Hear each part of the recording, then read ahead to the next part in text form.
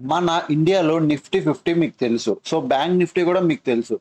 Nifty 50లో ఏముంటదండి? Nifty 50లో ఇండియాలో top 50 companies ఉంటాయి. Okay. So bank నిఫ్టీలో ఏముంటది? బ్యాంకింగ్ సెక్టర్స్ అన్ని ఉంటాయి. బ్యాంకింగ్ సెక్టర్స్ అన్ని బ్యాంక్ నిఫ్టీలో ఉంటాయి. ఆ రెండు ఏం చేస్తాయి? ఇండెసెస్.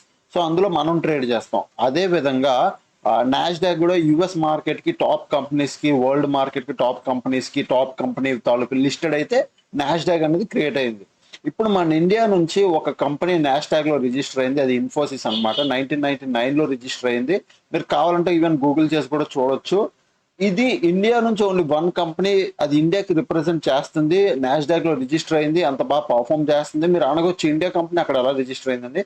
బికాస్ ఇన్ఫోసిస్ ఓన్లీ ఇండియాలోనే లేదు, ఆల్ ఓవర్ వరల్డ్ వాళ్ళ బ్రాంచెస్ ఉన్నాయి. సో అక్కడ నాస్డాక్ లో మన ఇండియన్ కంపెనీ అది రిజిస్టర్ అయ్యి అక్కడ మంచి పర్ఫామ్ చేస్తుందంటే ఆలోచించండి.